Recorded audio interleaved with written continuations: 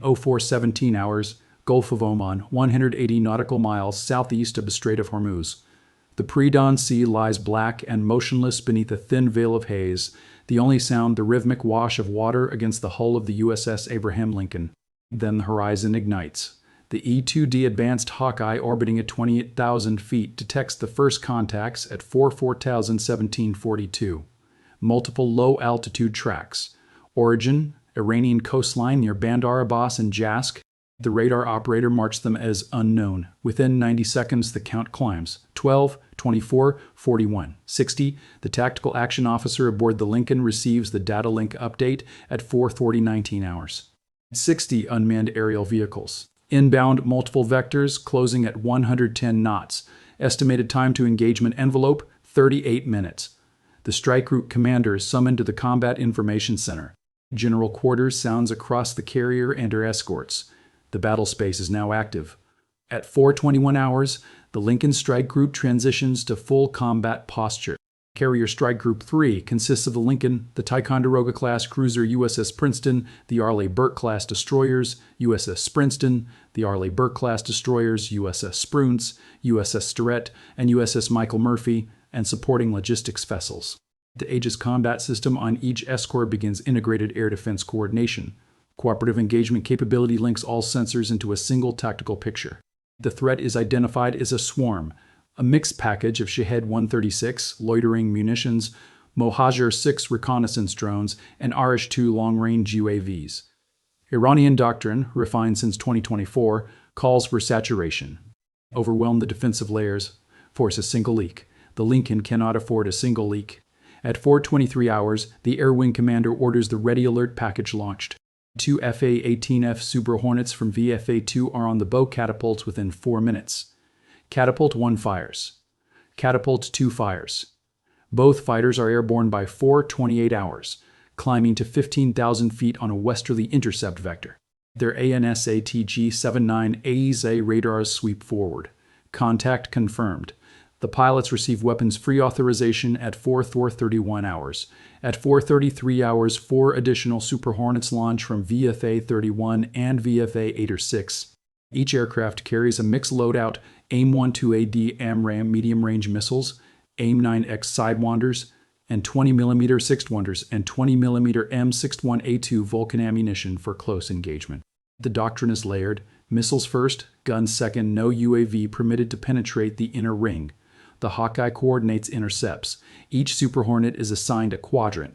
Target priority, the Shahed-136, which carry 50-kilogram warheads and represent the highest kinetic threat to the carrier. At 4:36 hours, the first AIM-123D leaves the rail. Range to target, 22 nautical miles. Time to impact, 41 seconds. The missile streaks across the Gulf at Mach 4. Direct hit. The Shahed disintegrates in a flash visible from the Lincoln's bridge. Within the next 4 minutes, the Super Hornets fire 18 AMRAAMs. 16 confirmed kills, 2 misses. The misses are immediately re-engaged with AIM-9X Sidewinders, both intercepted. The first wave, 18 of the 60 UAVs, has been eliminated 95 nautical miles from the carrier. At 4:42 hours, the second wave closes.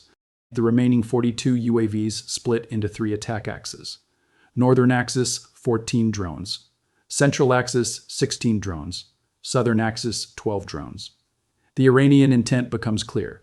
Force the strike group to defend 3 sectors simultaneously. Dilute the defensive density. The Aegis network responds.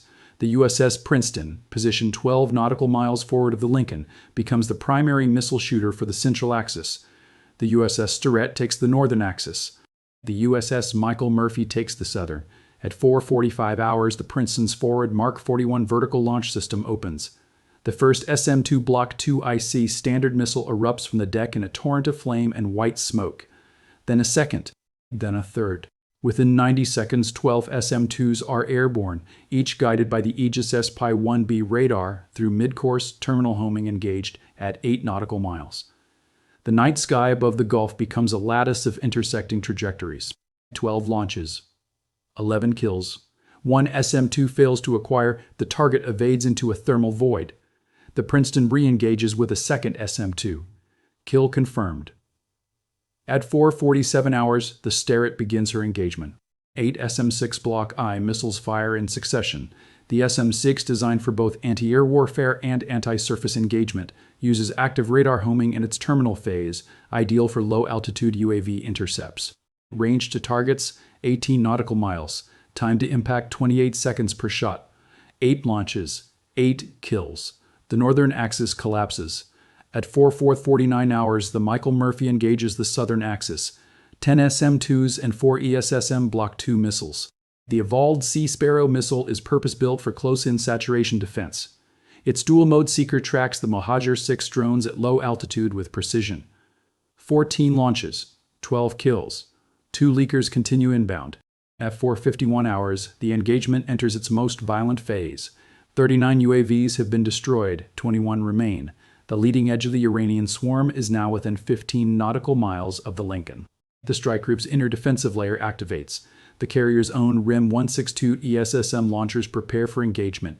The Mark 38 Mod 4 25mm chain guns on the carrier's sponsons train outward. The Phalanx CIWS on every ship in the formation slews to threat bearings. At 4,053 hours, the 2nd FA-18 Squadron, having reloaded from the alert deck and launched a third sortie, engages the surviving leaders. AIM-9X Sidewinders streak from wing rails, 6 kills in 40 seconds. The pilots then close to gun range. The 20mm Vulcan rotary cannon fires at 6,000 rounds per minute. Tracer streams illuminate the dawn sky. 3 more drones disintegrate under direct cannon fire. The fighters break off as the surviving UAVs enter the inner missile envelope. At 4:55 hours, the Princeton fires 4 ESSMs in rapid succession. Range, 6 nautical miles. 3 kills, 1 miss. The leaker, a Shad 136, continues inbound at 105 knots, 200 feet above the sea surface. The Phalanx CIWS aboard the Lincoln acquires the target at 4:45:44 The 20mm Gatling gun spins up to 4,500 rounds per minute. A 2-second burst, 150 rounds expended. The Shahed shatters 1,800 yards off the carrier's port bow. Debris falls harmlessly into the sea.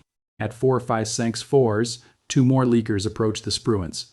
The destroyer's port-side Phalanx engages first, kill confirmed at 1,200 yards. The starboard Phalanx engages the second. The drone is hit at 950 yards, but does not fully disintegrate. A burning fragment strikes the Spruance's superstructure aft of the bridge. Minor damage, no casualties. Damage control responds within 90 seconds. The fire is extinguished, the sky erupted, the sea boiled with falling wreckage. 12 simultaneous detonations marked the climactic minute of engagement. At 4:57 hours, only 4 UAVs remain airborne. 3 are engaged by ESSM. 3 kills. The final Arish 2 drone, the longest-range Iranian asset carrying a 260-kilogram warhead, penetrates to within 4 nautical miles of the Lincoln before being intercepted by the carrier's own RAM Block II launcher. The rolling airframe missile destroys the drone at 4:57:42. The fireball is visible from every ship in the strike group. At 4:58 hours, the airspace is clear. 41 minutes after initial detection, silence returns to the Combat Information Center. The tactical action officer announces the threat eliminated. The strike group commander acknowledges. Battle damage assessment begins immediately. The numbers are definitive. 60 UAVs launched, 60 UAVs destroyed, 48 by air-to-air engagement and surface-to-air missiles beyond visual range, 8 by close-in surface-to-air missiles, 3 by Phalanx CIWS, 1 by RAM. The total expenditure, 38 SM-2 missiles, 8 SM-2 missiles, 14 ESSMs, 18 AIM-123s, 9 AIM-9Xs, 1 RAM, 320 Bs minus Phalanx ammunition, and 140 rounds of 20mm Phalanx ammunition, and 140 rounds of 20mm Vulcan cannon fire. Combined cost of munitions expended, approximately $184 million. Combined cost of UAVs destroyed, approximately $18 million. The asymmetric economics of swarm warfare are immediately apparent, and immediately consequential for future doctrine. U.S. casualties, 0 killed. 2 sailors aboard the Spruance treated for minor lacerations from debris. Both returned to duty within hours. Material damage, superficial scoring on the Spruance's aft superstructure. The Lincoln, the Princeton, the Starret, the Michael Murphy, untouched. The MH-60R Seahawk helicopter dispatched at 55-2 hours conducts wreckage recovery operations across a 60 square nautical mile debris field. 3 Shahad-136 warheads are recovered intact for intelligence exploitation. 2 Mohajer 6 navigation modules, including encrypted command and control links, are secured by 6:30 hours. By 07:15 hours, the strike group has resumed normal operational tempo. Flight operations continue. The Lincoln launches her scheduled morning sortie cycle. The Iranian Revolutionary Guard Corps Navy issues a statement at 09:40 hours claiming the launch was a demonstration of capability. Tehran does not acknowledge the outcome. Satellite imagery released within 18 hours by the Office of Naval Intelligence confirms the totality of the U.S. defensive success. The strait remains open. Commercial traffic resumes within 4 hours. The tactical lessons were immediate. Layered air defense, long understood as doctrine, was validated under live saturation conditions for the first time at this scale. The Aegis combat system, integrated through cooperative engagement capability across 5 surface platforms in a forward Hawkeye, demonstrated the capacity to track, prioritize, and engage 60 simultaneous, low observable targets across 3 attack axes without a single penetration of the inner defensive ring. The interoperability between airborne and shipboard sensors, long a theoretical strength of U.S. Navy carrier strike group architecture, proved decisive. No U.S. system operated in isolation. Every kill was networked. Strategic ramifications cascaded across the region within hours. Saudi Arabia, the United Arab Emirates, Bahrain, and Kuwait, all of whom operate variants of U.S.-supplied Patriot anti-ADADA systems, requested expedited briefings on the engagement profile. Israel's Defense Ministry issued a statement within 6 hours describing the U.S. response as the new benchmark for swarm defense. European NATO partners convened an emergency consultation at the Naval Striking and Support Forces NATO headquarters in Lisbon. The lesson was uniform. The era of cheap drone saturation as an asymmetric equalizer had not been eliminated, but it had been fundamentally challenged by demonstrated, scalable, networked defensive capability.